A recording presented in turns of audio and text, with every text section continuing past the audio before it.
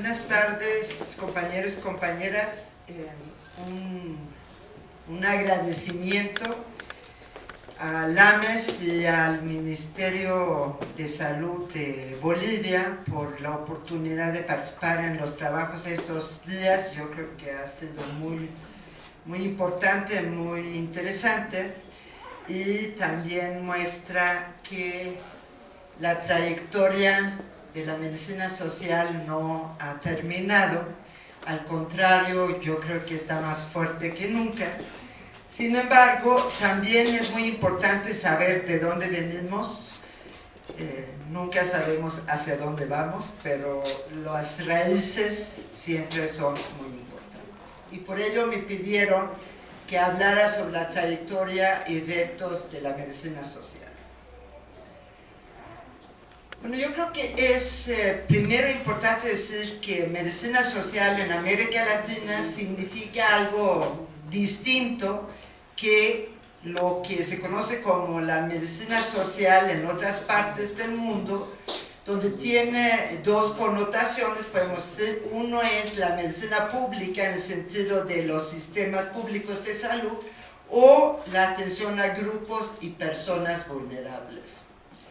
También es importante decir que tenemos antecedentes históricos muy importantes en el siglo XIX y XX, y lo interesante del caso es que esas corrientes de pensamiento siempre han estado ligados al empobrecimiento en la población y a las luchas sociales, y creo que eso es algo que debería estar con nosotros siempre.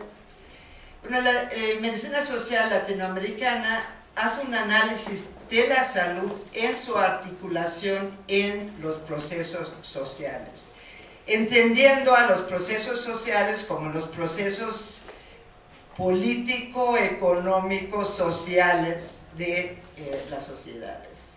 Ha utilizado muy extensamente, eso es lo que le distingue de la salud pública en mucho sentido, es que utiliza una metodología de ciencias sociales y es con frecuencia interdisciplinaria por su propia composición y por su objeto de estudio, y ha estado tratando de construir una transdisciplina. Ha tenido en casi toda su trayectoria una relación con los movimientos sociales y con los gobiernos progresistas. Bueno, la especificidad de la medicina social en América Latina, yo creo que podemos hablar de tres etapas y tres agendas. Desde luego, cuando uno trata de hacer una periodización, no quiere decir que primero se pasa de un periodo a la próxima, sino hay una serie de sobreposiciones, pero de alguna manera me parece que eso nos permite entender un poco más cuál es esta trayectoria. Podemos decir que la fundación es la primera etapa y tiene una relación muy importante con el auge de las luchas populares. Y ahí creo que se fijan los principios fundacionales, se hace una construcción teórica importante y hay un muy fuerte compromiso y articulación con las luchas político-sociales. Una segunda etapa tiene que ver, es la etapa que yo he llamado la democratización y las reformas de salud, donde inauguramos, para así decirlo, una paradoja, porque al mismo tiempo que hay un tránsito a la democracia en América Latina, también va de la mano con las reformas neoliberales. Y en esa etapa se centró mucho la actividad de la medicina social en la crítica de las reformas y en propuestas de una política alternativa de salud. También en esa época, desde entonces, más bien vamos a decir, la medicina social, los que hablamos de la medicina social, tenía responsabilidad en la gestión y en el control social. Empezó en esa etapa a abordar problemas más específicos de salud y abrió debates sobre nuevos temas como puede ser igualdad versus pobreza, género, violencia, etc. Y actualmente una parte de la medicina social está en lo que podemos llamar el postliberalismo, postliberalismo, que tiene que ver con la emergencia de los gobiernos progresistas, donde hay todo un trabajo alrededor de la teoría y el discurso contrahegemónico, una nueva gestión pública y la participación social. Como ustedes pueden ver, en algún sentido, están muy sobrepuestas estas fases, pero creo que nos permite entender un poco más cuál ha sido nuestra trayectoria, y por ello voy a tratar de hacer un resumen rápido de esas tres etapas.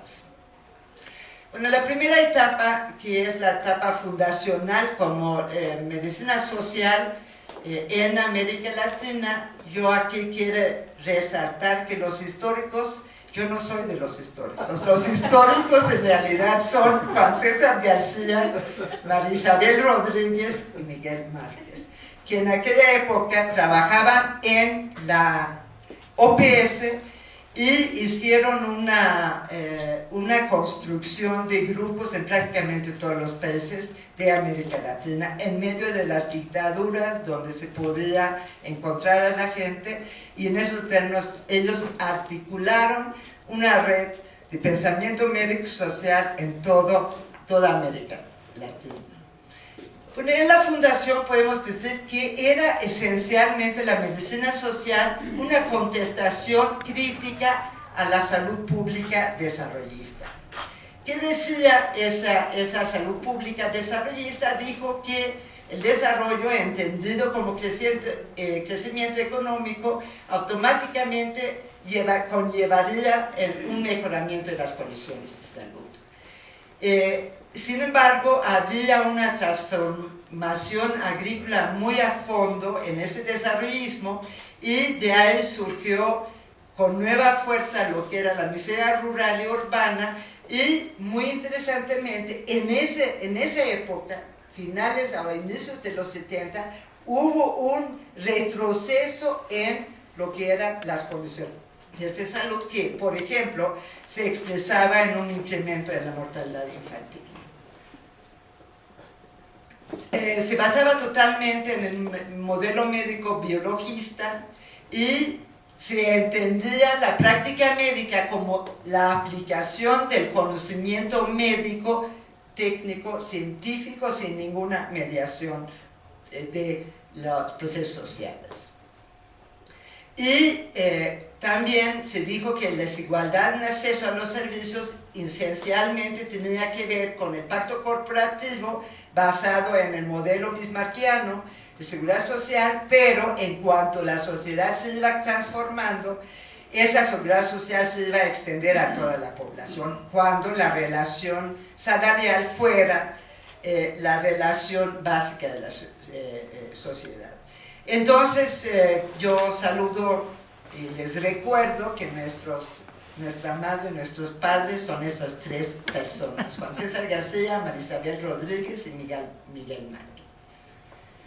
Bueno, ¿cuáles eran los principios fundacionales? Yo diría que era esencialmente dos. Uno era que el proceso salud-enfermedad colectivo e individual tiene carácter histórico-social y tiene una determinación socio-histórica. Estamos hablando más o menos del año 1973, 74, 75. De tal manera que pueden ver que efectivamente nos adelantamos y ha habido una captura de ese concepto.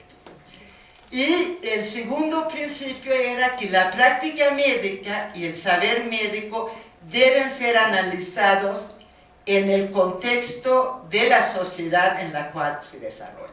O sea, aquí es como se hace esta articulación entre lo que son los procesos, en el primer momento biológicos, psíquicos, con lo sociohistórico, y también en cuanto a la práctica y el saber médico. ¿Cuáles eran los objetos generales de conocimiento? Era el proceso de salud-enfermedad como proceso social, y ahí se trabajó mucho con dos conceptos, que era el perfil epidemiológico y el nexo biopsíquico humano. Y ese nexo biopsíquico humano, la idea es que la propia biología y psiquismo de las personas y de las colectividades tiene carácter histórico. No voy a desarrollar ninguna de esas ideas porque cada uno de ellos da para un seminario. Y también se trabajó sobre los determinantes sociales de patologías específicas, por ejemplo, paludismo,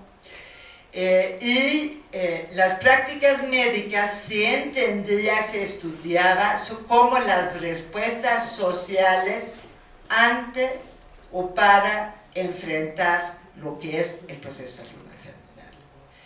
Y en esos términos se habla de las prácticas médicas, que en esos términos también es un concepto muy retomable en esos días, y como una respuesta social ante un fenómeno que en todas las sociedades es un fenómeno que se trata de combatir. Hubo un interés muy particular en las políticas de salud y hubo un desarrollo muy interesante respecto a lo que eran los saberes médicos.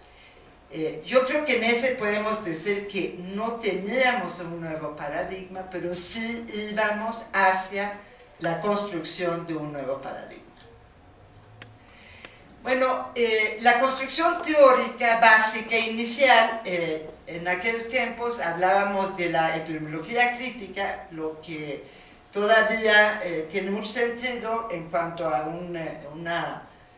vamos a decirlo así, un pensamiento crítico. Y ahí los temas que se trabajaron particularmente fue la estructura de determinación del proceso salud-enfermedad o el nexo biopsíquico humano y su distribución desigual en la población en función esencialmente de la clase social.